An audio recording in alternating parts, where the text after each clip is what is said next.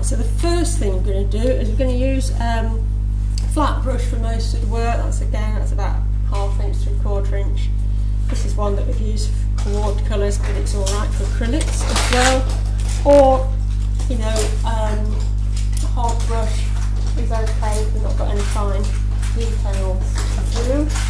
So the first thing I'm going to do is I'm going to put some white onto, you can put it on your palette if you want, or I'm just going to squeeze some, don't go mad with your white, squeeze some directly onto my paper or board. I'll put a bit out there as well, so a little bit more.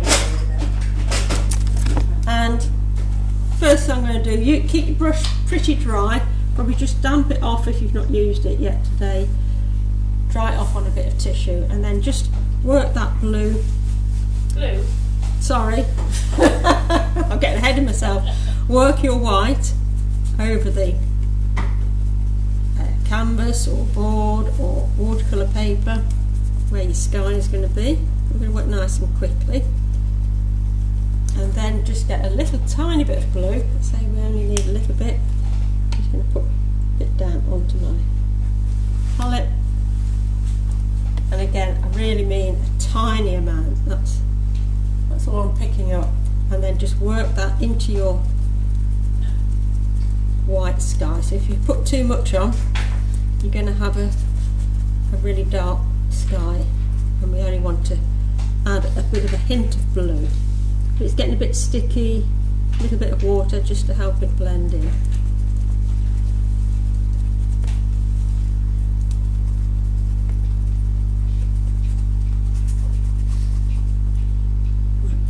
Touch more, I say keep it really only tiny amounts of blue. We want to get this nice sort of summer, English summer sky. And it's a little bit uneven as well, which is quite nice. So if you do want to make some bits a touch darker, you can do. But just using the brush nice and upright, so it's quite a dry brush technique.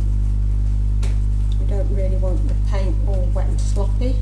We don't want to put too much down, and it doesn't matter because this is onto watercolour paper or a board or something that we can always trim afterwards. If you're doing a canvas, then you'd want to take it right to your edge on the canvas board.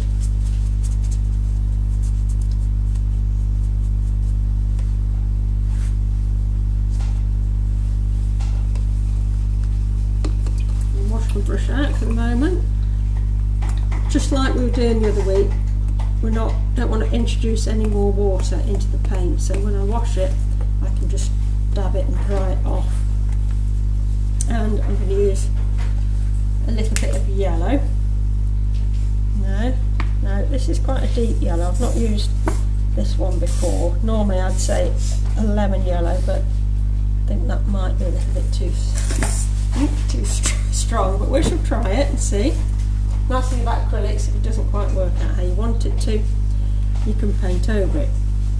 So we're going to use yellow, and again I'm just going to mix in a little, so you can see, not mixing the whole of it, taking a bit of that yellow and mixing a bit of my blue in with it. Oh, God bless us. So we want a sort of palish green, and again using the flat of my flat brush, just going to add some sort of hill type things, structures, landscapes in the distance. So we're just using a sort of slightly uneven line. We don't want it too hilly and we don't want it too uneven, but again using the flat brush vertically, we can just begin to bring a bit of green into the picture. We don't want it too strong or it will jump out and come forward too much. We don't want that to happen.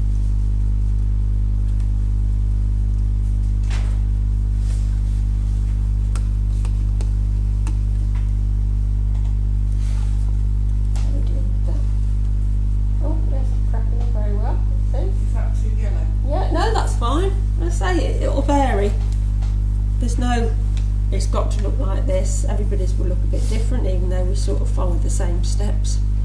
And what I'm going to do now is I get a little bit of purple. If you've got some purple. If you haven't, you need a darkish red and a bit of blue. Don't go for your cadmium pale red or your orangey red, because that mixed will give you more of a brown. If you want a very pale purple, so I'm going to add a little bit of white to it, and I'm going to do this sort of line of trees, and if it's a bit variegated, that's even better.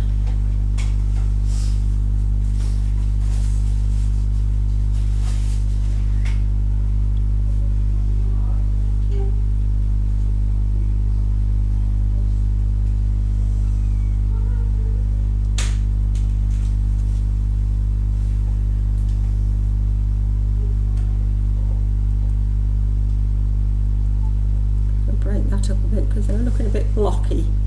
I'm just using the side of the brush the other way. Don't want them to look like tower blocks.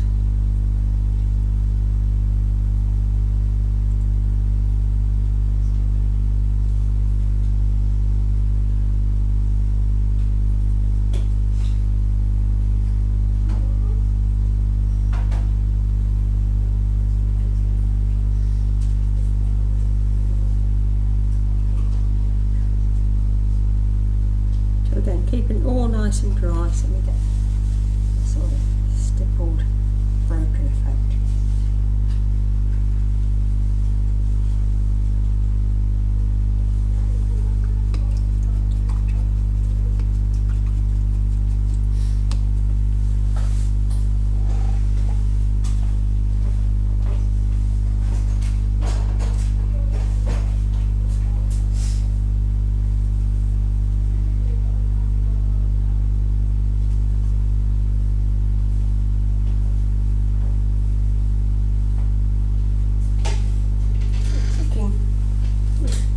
Done by about 20 past.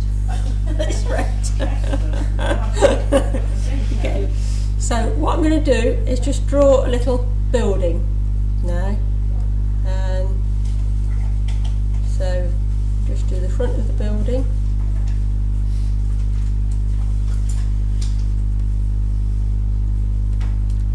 Perspective so that the roof edges taper back so that they can met. If we carried those lines on, they'd meet at a vanishing point round about here.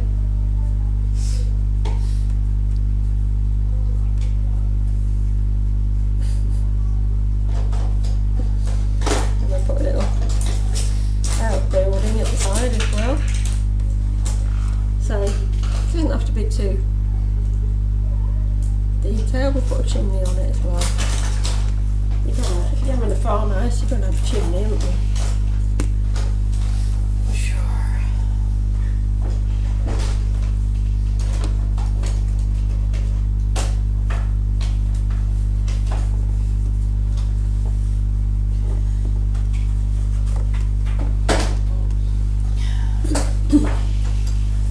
And then with my yellow again, it might be a bit orangey, I might have to go in with a bit of lemon yellow. I'm going to begin to... Is it just straight yellow this time? Straight yellow, yeah. Just overlay this over the green a little bit so it just gives you another tone.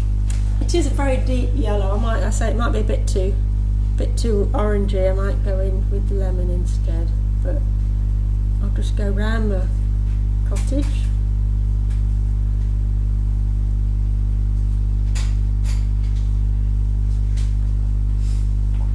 It's like there's different yellows, and it's knowing when to use the right one or the effect that you want. So it's a little bit orangey for rape, isn't it? I'm doing like a rape field. So I'll put some down. Again, it's dry brush. And then I'll just take some yellow. So this is more of a lemony yellow, primary yellow. Liquitex one. This is much brighter yellow.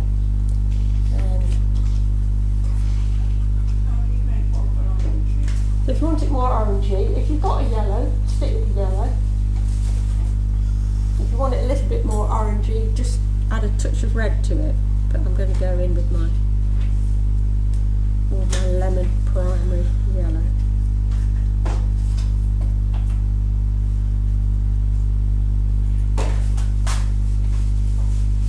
They're always quite translucent yellows, so any colours that are underneath will show through.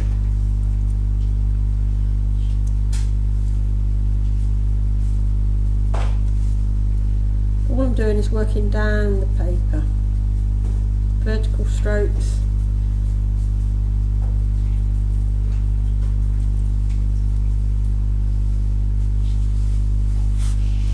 And then as we come down, we pick up some blue and add that into our yellow. We're letting it mix on the paper.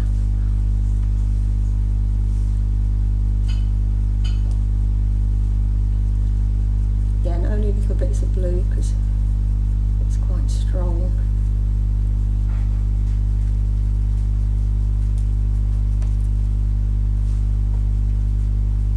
Just continue down.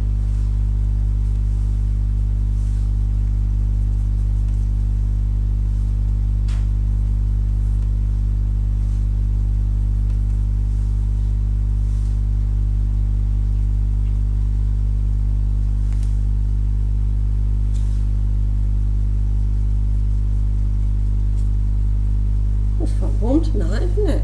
Yes. Oh my God, it's 18 degrees out. Is it? Yeah. Yeah. It's close.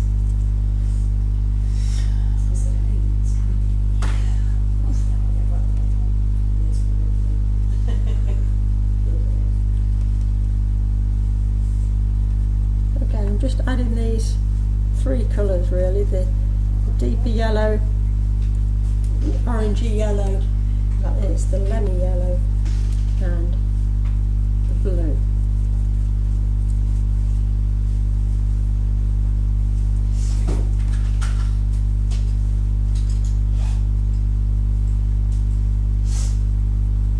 And by not mixing colours on the palette, letting it mix on